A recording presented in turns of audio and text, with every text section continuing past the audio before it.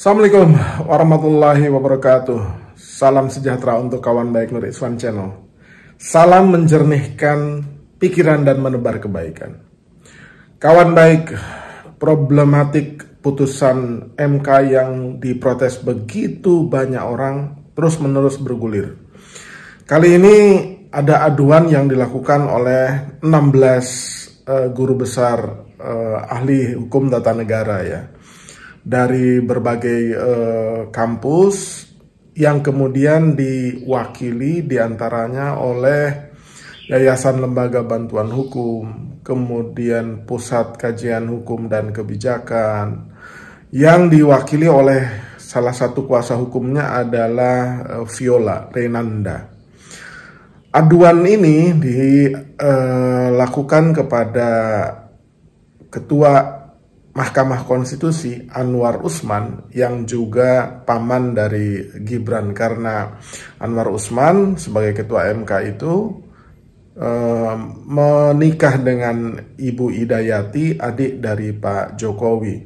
Jadi putusan ini kemudian menuai begitu banyak protes dari berbagai kalangan masyarakat, karena tidak hanya mekanismenya, prosedurnya, tapi substansinya juga menuai begitu banyak problem. Nah, menurut Viola Renanda, setidaknya ada 4 yang menjadi sorotan penyebab kenapa mereka ini mengadukan ya Anwar Usman itu kepada Majelis Kehormatan Mahkamah Konstitusi yang baru saja dibentuk, yang dipimpin oleh ketuanya itu Profesor Dr. Jimli Asidiki. Nah, menurut Viola setidaknya ada 4 itu. Poinnya adalah yang pertama ya, ketua MK ini bukan diduga ya, faktanya seperti itu, karena ia merupakan paman dari Gibran. Ya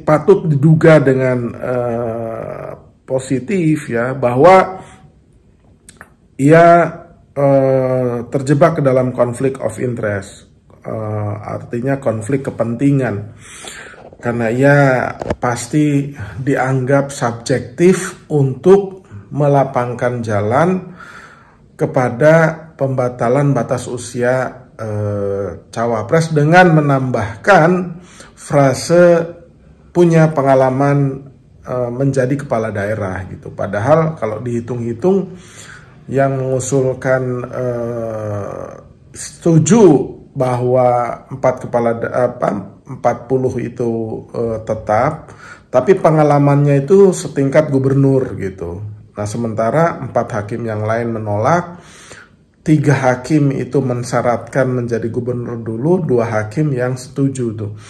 Nah, oleh karena itu konflik kepentingan menurut Viola ini amat sangat kental.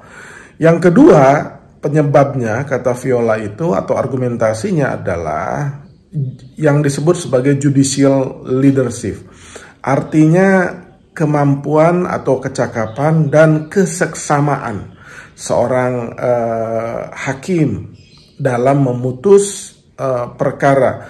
Nah, Anwar Usman dianggap kurang cakap dan kurang seksama dalam memeriksa permohonan perkara ini. Nanti detailnya akan dijelaskan oleh kuasa hukum dan Community of Constitutional Law and Administration Society ini.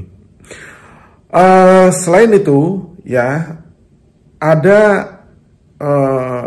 diduga pelanggaran. Karena apa?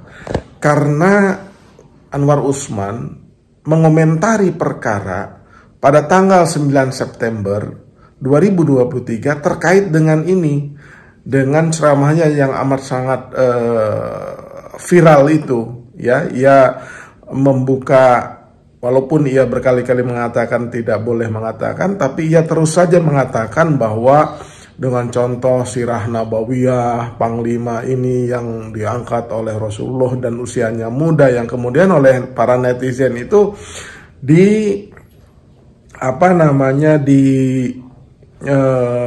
dianggap salah, karena risalahnya itu, sejarahnya itu tidak seperti itu gitu.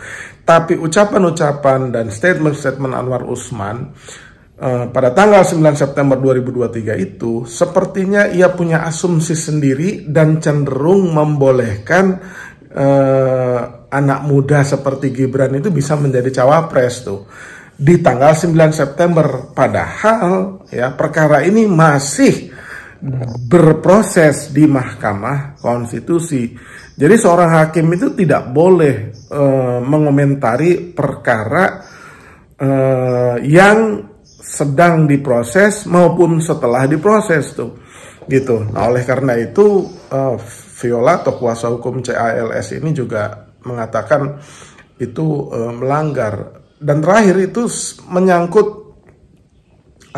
prosedur hukum acara yang menurut para pemohon ini dilanggar. Nah, sidang pertama Mahkamah Konstitusi yang dipimpin oleh Pak Jimli itu juga sudah berlangsung, bahkan sepintas dari statement-statementnya itu Pak Jimli memberikan harapan karena ia menyebut dengan gamblang tuh bahwa ada kecenderungan akal sehat itu kalah oleh akal bulus dan akal fulus.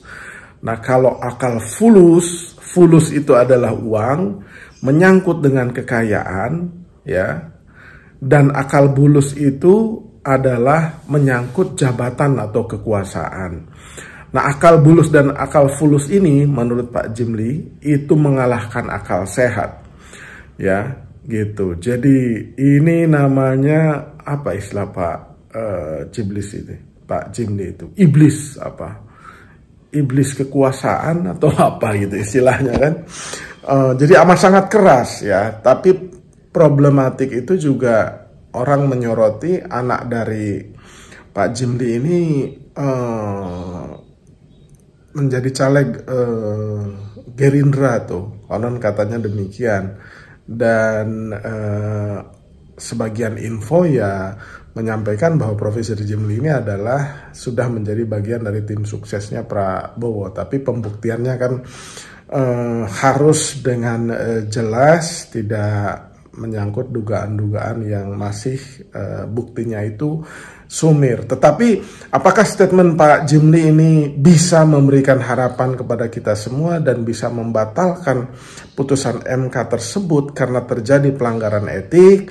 Ini menjadi pertanyaan besar bagi masyarakat kita.